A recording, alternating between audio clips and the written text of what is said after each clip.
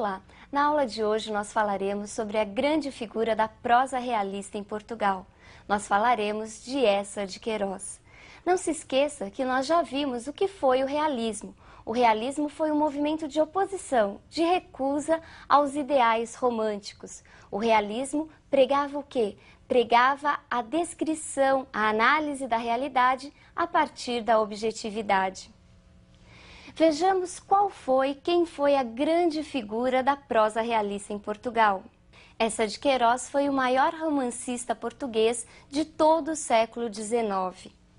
Eça de Queiroz, assim como os outros escritores, como os outros estudantes realistas, também estudou na Universidade de Coimbra, mas não participou com eles da polêmica questão Coimbrã. Lembre-se de que a questão Coimbrã foi o quê? Foi o choque entre os ideais realistas dos novos estudantes e os ideais dos velhos românticos que moravam lá e que escreviam em Lisboa.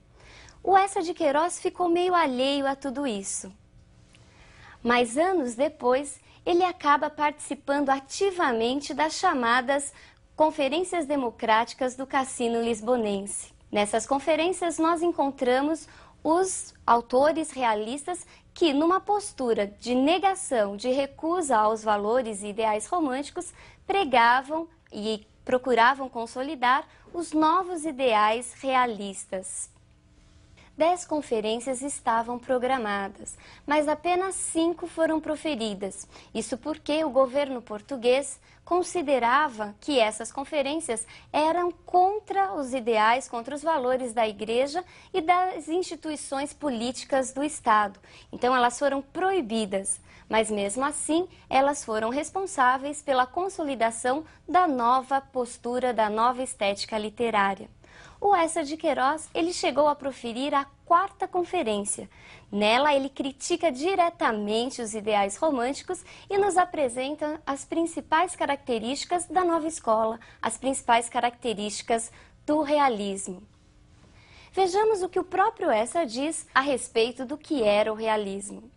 O homem é um resultado, uma conclusão e um procedimento das circunstâncias que o envolvem. Abaixo os heróis. Nesse trecho nós encontramos uma forte influência determinista. E o que foi mesmo o determinismo? O determinismo foi a postura que pregava que o homem era determinado por 3 fatores: pela raça, pelo meio e pelo momento em que vivia. Eça de Queiroz mostra isso nesse trecho. O homem era fruto, era o resultado do meio ambiente em que vivia. E ele também apresenta uma clara postura de recusa ao romantismo, tanto que diz abaixo os heróis. Vejamos ainda o que ele diz a respeito do realismo mais diretamente. O que foi o realismo segundo as palavras do próprio Eça de Queiroz? O realismo é uma reação contra o romantismo. O romantismo era a apoteose do sentimento. O realismo é a anatomia do caráter, é a crítica do homem. É a arte que nos pinta a nossos próprios olhos para condenar o que houver de mal na nossa sociedade. Crítica, realismo é crítica, e crítica é a palavra síntese de Eça de Queiroz. Ele soube, como nenhum outro, retratar e criticar as mazelas, os problemas da sociedade portuguesa de seu tempo. Frequentemente, as obras de Eça de Queiroz são solicitadas nos exames dos grandes vestibulares de todo o Brasil. Volta e meia, aparecem questões sobre características de suas obras e de seus enredos principais. Vejamos agora um exemplo retirado de um grande vestibular.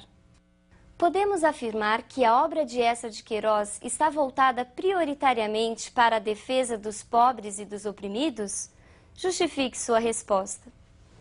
E então, será possível fazermos tal afirmação?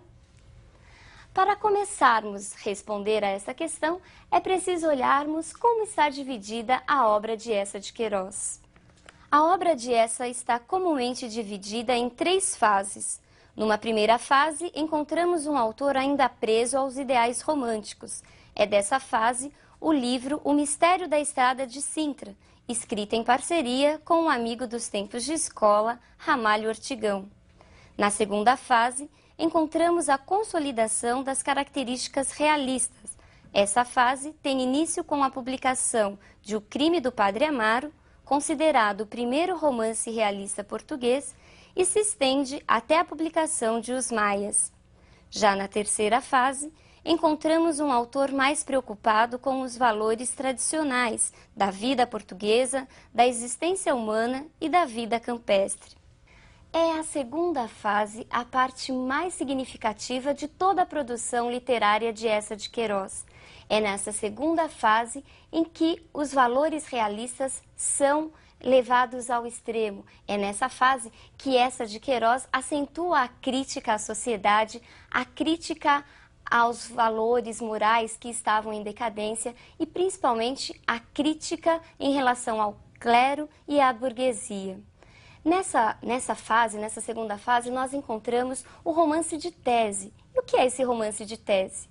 Eça de Queiroz apresentava uma ideia inicial, uma tese que seria desenvolvida a partir da ação, das ações das personagens. Esse romance de tese foi muito bem trabalhado num conjunto de obras conhecido como trilogia da segunda fase realista. Essa trilogia é formada pelo Crime do Padre Amaro, O Primo Basílio e Os Maias. E a esses 3 livros, Eça de Queiroz deu o nome de Cenas Portuguesas.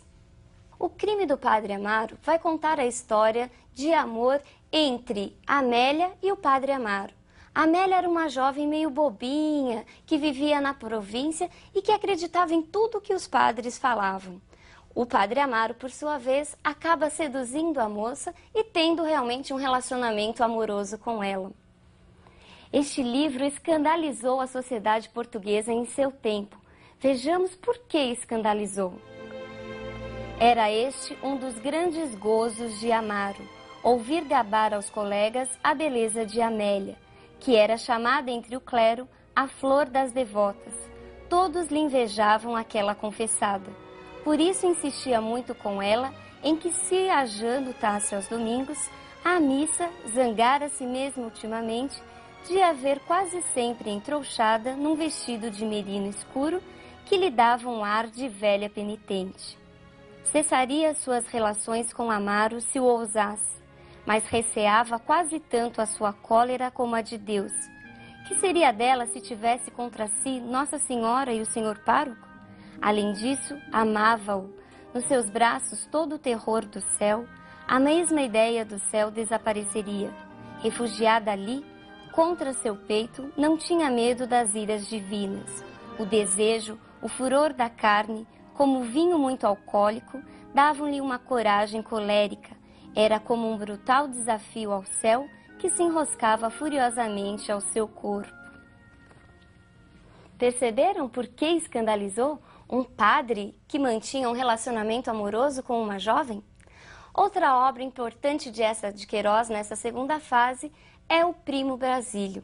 O Primo Basílio, ele vai contar a história de quem? A história de Luísa, uma jovenzinha meio sem sal, sem açúcar, segundo alguns, que fazia o quê? Passava grande parte do seu dia lendo romances românticos e num excesso de sentimentalismo. Seu marido viaja a uma certa altura do texto e ela acaba se entregando a um relacionamento amoroso com seu primo, o Primo Basílio. Este, por sua vez, era um aventureiro, um rapaz despreocupado e que, na realidade, nem gostava de Luísa, apenas queria uma aventura amorosa. Vejamos agora um dos trechos mais importantes de O Primo Basílio, em que a criada Juliana fica chantageando a sua patroa, chantageia a Luísa. 600 mil réis? Onde quer que eu vá buscar 600 mil réis?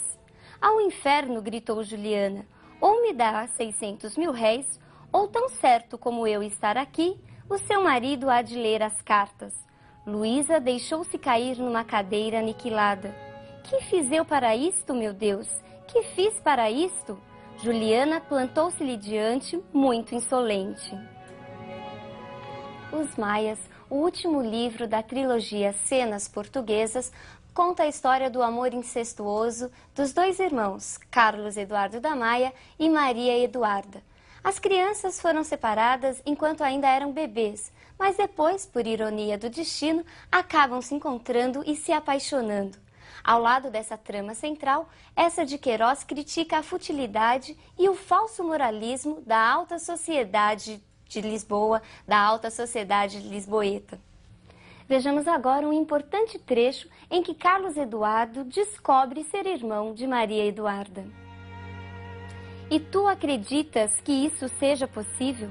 Acreditas que suceda a um homem como eu, como tu, numa rua de Lisboa? Encontro uma mulher, olho para ela, conheço-a, durmo com ela e entre todas as mulheres do mundo, essa justamente há de ser minha irmã? É impossível. Não há Guimarães, não há papéis, não há documentos que me convençam. Já numa terceira fase, nós encontramos um Eça de Queiroz mais voltado a valores que não se identificam tanto com a proposta realista. Nós falamos que nesse momento Eça de Queiroz está mais voltado ao resgate dos valores tradicionais, à busca da tranquilidade no campo, temas esses tratados nos livros A Ilustre Casa de Ramires e A Cidade e as Serras. Já nessa terceira fase também nós encontramos uma obra muito engraçada, quase todo aluno que a lê fica encantado com ela. É o livro A Relíquia. Neste texto, Eça de Queiroz vai contar a história de Teodorico Raposo, o Raposão, que fazia de tudo para enganar a sua tia, a beata Titi do Patrocínio, e conseguir a herança. Depois de muitas indas e vindas, descobre-se que Teodorico não era nenhum beato e ele acaba tendo um final surpreendente. Agora você já é capaz de responder aquela perguntinha inicial, aquela questão de vestibular. Vejamos. Podemos afirmar que a obra de Eça de Queiroz está voltada prioritariamente para a defesa dos pobres e oprimidos? Justifique sua resposta. Então, fácil não a resposta? Exatamente, a resposta é negativa, nós não podemos fazer tal afirmação. Porque embora Eça de Queiroz fale em vários momentos das injustiças sociais, a sua ênfase, a sua ideia central é a crítica à alta burguesia, à alta aristocracia da sociedade e do clero português. Agora vejamos um texto em que o próprio Eça de Queiroz nos fala qual era o seu objetivo. Vejamos qual era o objetivo de Eça de Queiroz ao escrever seus livros. Minha ambição seria pintar a sociedade portuguesa e mostrar-lhe como num espelho. Que triste país eles formam, eles e elas. É o meu fim nas cenas portuguesas. É necessário acutilar o mundo oficial, o mundo sentimental, o mundo literário, o mundo agrícola, o mundo supersticioso. E com todo o respeito pelas instituições de origem eterna, destruir as falsas interpretações e falsas realizações que lhe dá uma sociedade podre. Não lhe parece você que um tal trabalho é justo? Viram? É o próprio Eça que nos dá a resposta a essa questão. Bom, na aula de hoje nós falamos da grande figura da prosa realista em Portugal. Por hoje é só, um grande abraço e até a nossa próxima aula.